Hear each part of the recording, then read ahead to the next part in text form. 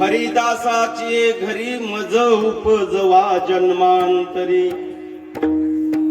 म्हणसी काही मागा हेची देगा पांडुरंगा संता लोटांगणी जाता लाज नये म्हणी किंवा नको म्हणी म्हणसी काही मागा हिची देगा पांडुरंगा तुका म्हणे अंगी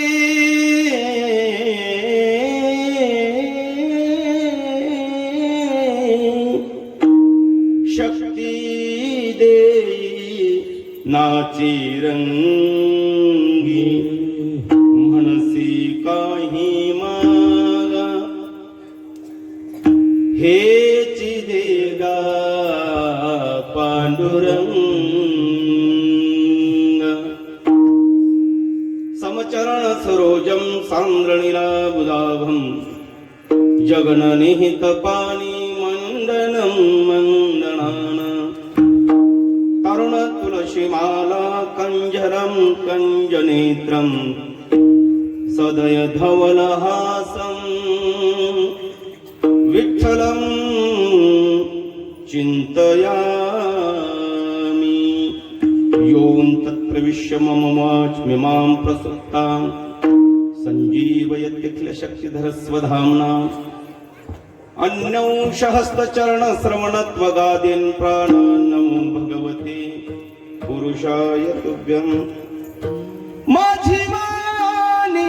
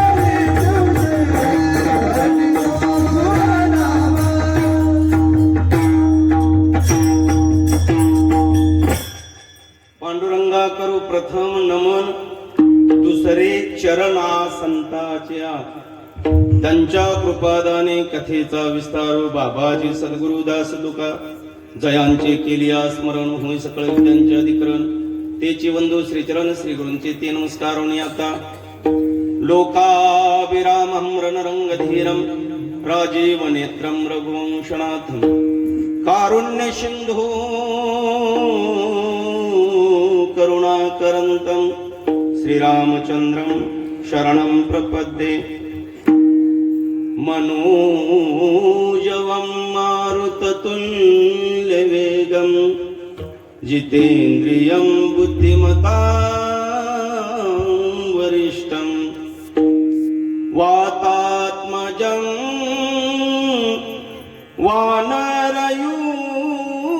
वानरयूतमुख्यं श्रीरामदूतं शरणं प्रपद्ये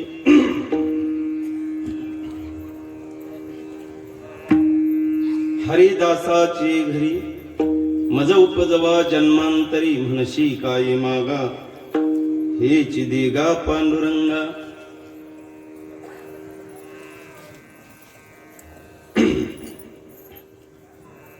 भगवान रामरायांच्या आवडते भक्त हनुमंतरायाच्या अशुद्ध अशा पवित्र प्रांगणामध्ये त्या विश्वामध्ये अनेक खंड आहेत. त्यापैकी आशिया नावाचा एक खंड आहे. अनेक द्वीप आहेत. त्यापैकी जम्बू नावाचा एक द्वीप आहे. आणि त्या जम्बू द्वीपामध्ये आशिया नावाचा खंड आहे. आशिया खंडामध्ये अनेक देश आहेत. त्यामध्ये भारत नावाचा एक देश आहे. भारत देशामध्ये अनेक राष्ट्र आहेत. त्यापैकी एक महाराष्ट्र आहे. महाराष्ट्रामध्ये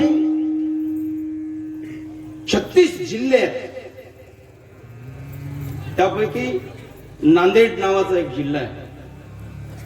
नांदेड जिल्ह्यामध्ये 9 तालुक्यात का 12? 16 झाले का? 9 पर्यंत मला माहिती होती. नंतर कुणी कुणी वाटून घेतले मलाही माहिती नाही.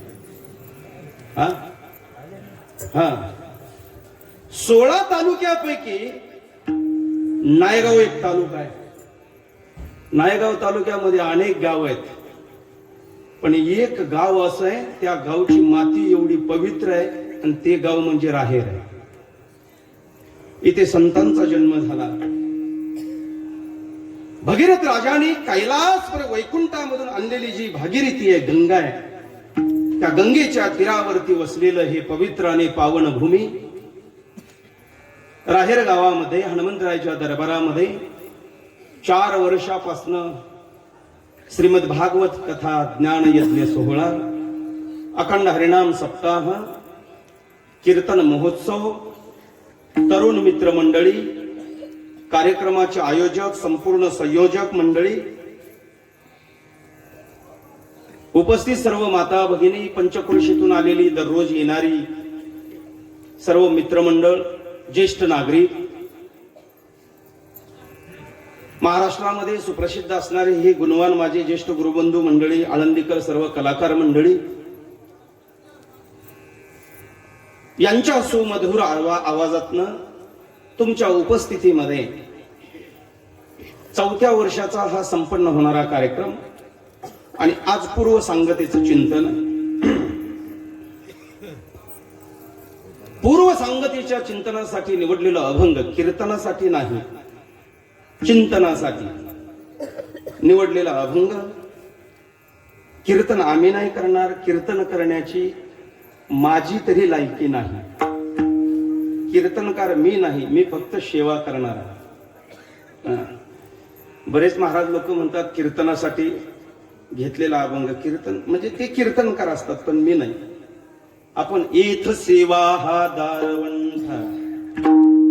कीर्तन केली महाराज माझ्या ज्ञानोबारायांनी, कीर्तन केली माझ्या नामदेवरायांनी, कीर्तन केली माझ्या गोरोबा काकांनी, कीर्तन केली माझ्या निवृत्तीनाथांनी. आपण काय कीर्तन करणार? मग सेवेसाठी घेतलेला अभंग. लक्षात. परिणाम त्यांच्या कीर्तनाचा असा होऊन गेला, नामदेवरायांनी पहिलं कीर्तन केलं घुमानमध्ये, पंजाब राज्यामध्ये. जे जागी आहेत त्यांनी ऐका आणि बाकीच्यांनी झोपा. पाय जवळ घेऊन बस. तो काय म्हातारा नाही, काय नाही. मी इकडं कीर्तन इकडं, तोंड माझ्याकड, पाय मारुतरायकड. ते 2 दरवाज्यात बसलेले बारके पोर आहेत ना, वरती बसलेले. ज्येष्ठ नागरिक बसू द्या, फक्त ते बारके पोर. हा बस. देवाच्या मजामध्ये दुसरं कोणी आडकाठी नको. एक तर त्यानं नाही तर मी, एक तू नाही तर मी, बस. हा त्याच्यामुळे बस तेवढा पेसेस माझ्या समोर आनंद वाटेल मला. पंजाब राज्यामध्ये नामदेवरायांनी पहिलं कीर्तन केलं. नीट ऐका. तुम्ही कीर्तन ऐकतात, अनेक दिवस झाले, अनेक वर्ष झाले कीर्तन ऐकतायत, पण विशेष काही मुद्दे अंडरलाईन करून ठेवा, नोट्स करून ठेवा. नामदेवरायांच्या कीर्तनामध्ये कापलेली गाय आणि गायीचे झालेले तुकडे तुकडे तुकडे. नामदेवरायांच्या कीर्तनात गाय जिवंत झाली. व झोपलं त्याला सांगा. लाईट डिम आहे.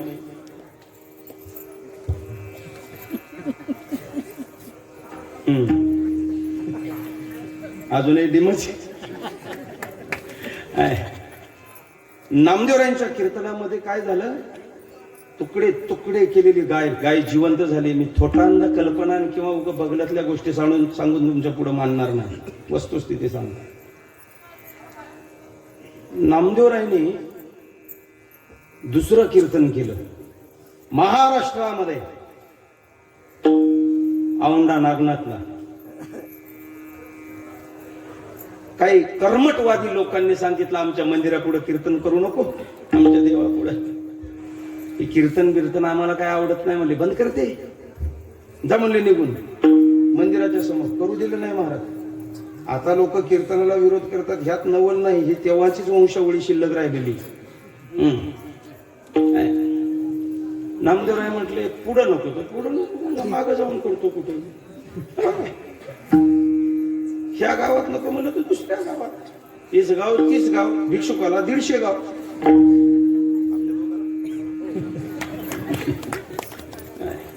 इथं नाही तर तिथं, तिथं नाही तिथं.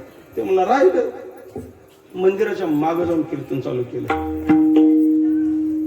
परिणाम असा झाला, भगवान शिवजीला कीर्तनाची ओढ लागली महाराज. मंदिरात फिरला, फिरविले देऊळा,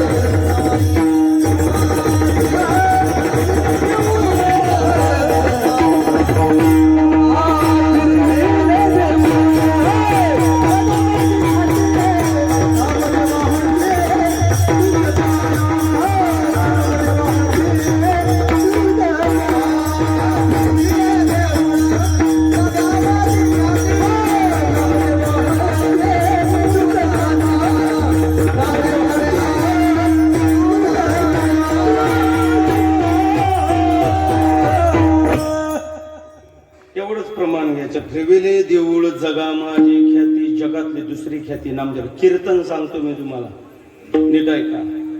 दुसरं कीर्तन आहे नामदेवरायचं, मंदिर फिरवलं गो. असं फिरवलं नाही, फिरलं ऑटोमॅटिक. कीर्तनाची ताकद आहे. नामदेवरायने तिसरं कीर्तन केलं उस्मानाबाद जिल्ह्यामध्ये. नीट ऐका, तिसरं कीर्तन नामदेवरायचं उस्मानाबाद जिल्ह्यामध्ये तेरढोकी गावामध्ये. आणि गोरोबा काकाचं मातीत तुडवलेलं बाळ नामदेवरायाच्या कीर्तनात जीवन झालं. तुकडे तुकडे तुकडे झाले होते त्या बाळाचे. काय वैशिष्ट्य. ज्ञानोबारायांनी कीर्तन केलं महाराज. दिंडी पदयात्रा चालू असताना दिंडीतलं एक कीर्तन केलं. पूर्वीच्या काळामध्ये आपला पती वारल्यानंतर, पती म्हणजे नवरा, वारलं म्हणजे मेला, नवरा मेल्यानंतर सती जाण्याची परंपरा होती म्हणतात. काय, एका सौभाग्यवतीचा पतिराज देहांत झाला, वारला तो. आणि ती वाण देत चालली होती, वाण देत म्हणजे वाण, शेवटचं वाण द्यायचं. आणि ज्ञानोबांच्या समोर ती आली वाण द्यायला. माऊलीने आशीर्वाद दिला, सौभाग्यवती भव. सौभाग्यवती भव म्हणण्याबरोबर तिच्या डोळ्यातून अश्रूचा थेंब माझ्या ज्ञानोबांच्या पायावरती पडला. ती म्हटले, माते मी सौभाग्यवती म्हणतोय, आशीर्वाद देतोय, तू रडायला लागली. रडणं सुद्धा कळतं, नीट आहे का? रडणं, आनंदाचे अश्रू वेगळे असतात आणि दुःखाचे अश्रू वेगळे असतात. आणि उग येड्यावाने रडायचं, ते अश्रू न्यारेच असतात. विनाकारण 14 जानेवारीला जर त्रास द्यायचा असेल तर ते अश्रू वेगळे असतात. कळलं तर बघा, नाही कळलं तर सोडून. अति आनंद झाला का त्या आनंदाचे अश्रू थंड असतात आणि दुःखाचे अश्रू जे असतात गरम असतात. नीट आहे का? अलीकडचे गरमही कळत नाही, थंडही कळत नाही, उगं थोडं आता खोकी फुटली का काय, त्यांनाच माहिती काय असते. सांगितलं, माऊली मला तुम्ही सौभाग्याचा आशीर्वाद दिलाय ना, ज्याचं मी वाण द्यायला लागले ते सौभाग्य चौगाच्या खांद्यावर आहे. चाललंय, ते चाललंय. शेवटचं सौभाग्याचं कुंकू माझ्या कपाळावरती तुम्हाला दिसणार आहे. बस. ते म्हटले, मी दिलेला आशीर्वाद. ज्ञानोबा म्हटले, संजय महाराजांनी दिलेला नाही, मी दिलेला आशीर्वाद आहे. खोटा कसा होईल? संतांचा आशीर्वाद. काय नाव आहे? सांगितलं. पूर्वीच्या काळात नाव सांगायची पद्धत नव्हती, नवऱ्याचं नाव घ्यायची पद्धत म्हणजे आदर, एवढा आदर होता महाराज. बरं का? नाव घ्यायचं जरी म्हटलं तर 25 वेळा लाजायची. 25 वेळा ब्राह्मण काकाने विचारल्यावर 26व्या वेळेला सांगायला. नाव घ्यायची पद्धत नव्हती. तिने हातातला कुंकवाचा करंडा घेतला आणि कुंकवाने नाव कोरलं, सच्चित आनंद. आताची जर असती तर काय नाव आहे म्हटलं, ती म्हणली असती, हे बाळू ये ना इकडे, महाराज तुला आवाज देतात. आताची असती तर सांगितलं. नाव घेण्याची पद्धत ना, आणि घेतली तरी एवढा आदर असायचा त्या नावात. महाराज एवढा आदर असायचा. असं नाव नसायचं, कुत्र्यात कुत्रन, तांबड कुत्रन, त्याच्या नावाचे मंगळसूत्र. नावाचा आदर असायचा आणि त्या आदराने आयुष्य वाढत असतं. सौभाग्यवती स्त्रीने आपल्या पतीचं नाव घेतलं की पतीचं आयुष्य वाढतं. हा शास्त्राचा सिद्धांत आहे. मला तो विषय सांगायचा नाही. सांगितलं सच्चित आणि आनंद. आणि जो सतघन आहे, तो चितघन आहे, तो आनंद घन आहे. आणि तो मरेल कसा? सच्चिदानंद. उठा उठा म्हणल्याबरोबर झोपेतून उठल्यासारखं मेलेलं माणूस उठलं. सच्चिदानंद नुसतं उठलं नाही, उठून ज्ञानेश्वरी लिहिलं. सच्चिदानंद बाबा धरे लेखकू झाला. मेलेल्या माणसाने जिवंत होऊन ज्ञानेश्वरी लिहावी. जिवंत माणसाला ज्ञानेश्वरी कळू नये हे आपलं दुर्दैव आहे. मेले माणूस जिथे उठविले. ज्ञानोबांच्या कीर्तनामध्ये मेलेली माणसं जिवंत झाली. साधू संतांच्या कीर्तनामध्ये मुकम करोति वाचालम पंगुम लंघयते गिरिम यत्कृपातमहं वंदे परमानंद माधव. मुक्या माणसाला बोलता येत होतं, आंधळ्या माणसाला दिसत होतं. तुटलेल्या गोरोबा काकाच्या हाताला हात फुटले. मारा ही संतांच्या कीर्तनाची कीर्तन फक्त एवढ्या वाक्यावर बोलतोय मी. आमचं कीर्तन त्यांच्या कीर्तनामध्ये तुटलेल्या हाताला गोरोबा काकाच्या हात फुटले. आमच्या कीर्तनामध्ये फुटलेले हात तुटले. त्यांच्या कीर्तनामध्ये मुखी माणसं बोलायला लागली. मुकम करोति वाचाल. आमची बोलणारी मुखी झाली. फक्त बुंदीच्या भंडाऱ्याच्याच दिवशी बोलली, वरण भाताला बोलली नाही.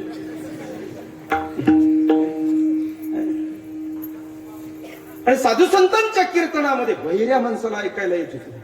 आमच्या कीर्तनामध्ये ऐकायला येणारी माणसं बहिरी झाली. भजन करा म्हणलं की हे त्याच्याकडे बघते, ते ह्याच्याकडे. चमत्कार आहे त्यांच्या कीर्तनाला. एक जण म्हणला, महाराज तुम्ही किती वर्ष झालं कीर्तन करता? म्हणलं 20 वर्ष झालं. म्हणलं मग तुमच्या कीर्तनात असे काही चमत्कार होत नाहीत का? मी म्हणलं होतेच ना. तो म्हणलं काय काय झाले आतापर्यंत? काहीच नाही, सगळ्या लोकांनी स्वतःच्या जुन्या चपला टाकून दुसऱ्याच्या नव्या घेऊन. हे आमच्या कीर्तनातला चमत्कार. आमच्या कीर्तनातले चमत्कार सांगतो. नवलाची गोष्ट हो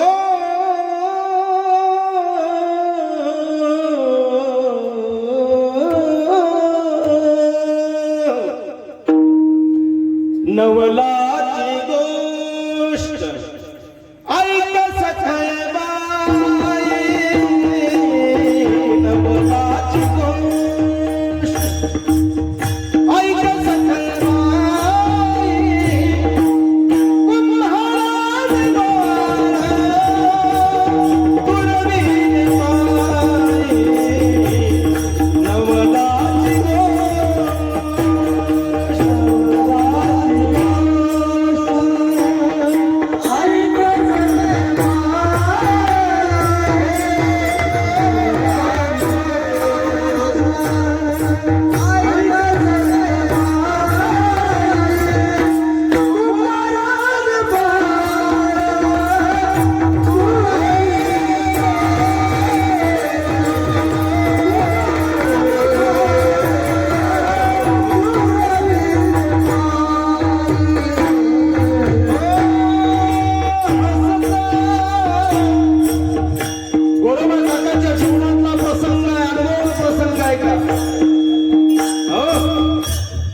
नवसा सायासानी 50व्या वर्षामध्ये झालेलं एकूण एक चिमुकलं 1.5 वर्षाचं बाळ.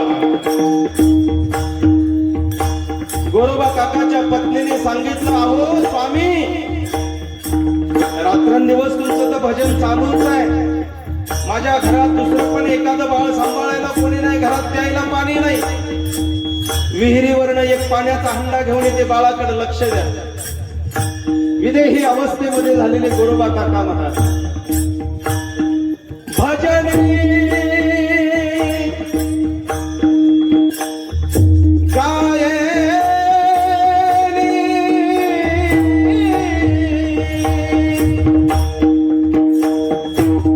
गायने गोरोबा रंगने एकविध झाले. भगवान पांडुरंग परमात्म्याच्या चरणावरती आपला भाव समर्पित करीत असताना आपल्या बायकोने काय सांगितलं हे विसरले बघा. 1.5 वर्षाचं चिमुकलं बाळ ते रांगत रांगत आई दिसत नाही म्हणून मा मा मा असं इकडं तिकडं पाहायचं. पण बाहेर त्याला आपले वडील दिसले. एकच मुलगा, एक बाहेर 2 काष्टी धोतर घातलेला आहे, गुडघ्यापर्यंत धोतर खोचलेला आहे, डोक्यावरती पगडी आहे, एका हातात विणा आणि एका हातात चिपळे आहेत. म्हणा जय जय राम कृष्ण हरी, जय जय राम कृष्ण हरी, जय जय राम कृष्ण हरी, जय जय राम कृष्ण हरी. माझे हात जोडून विनंती आहे तुम्हाला, 7 दिवस तुम्ही किती कीर्तन ऐकली, कशी कथा ऐकली मला माहिती नाही. तुम्ही सगळं ऐकलेलं घरी गेल्यावर विसरून जाणार आहे. पण 1 सेकंदाचं जेवढं टाळी वाजून भजन करणार तेवढं तुमच्या पदरात पुण्य पडणार आहे, नाही तर काहीच नाही. जय जय राम कृष्ण हरी, जय जय राम कृष्ण हरी, जय जय राम कृष्ण हरी, जय जय राम कृष्ण हरी. इमानदारीनं भजन करा, इमानदारीनं. ज्याचं त्याला शेजाऱ्याची शपथ आहे, भजन नाही केलं जय जय राम कृष्ण हरी.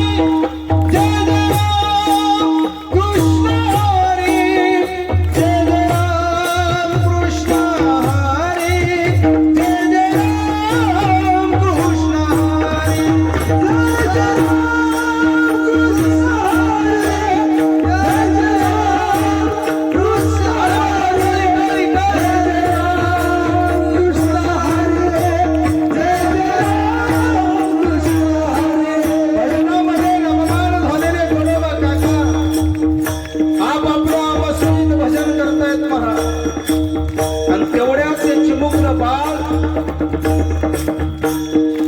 उंबरा ओलांडून बाहेर आलं. एवढा मोठा गारा रचलेला, त्याच्यामध्ये पाणी घालून मुलायम झालेली माती. गोरोबा काका एक पाय खाली घालायचे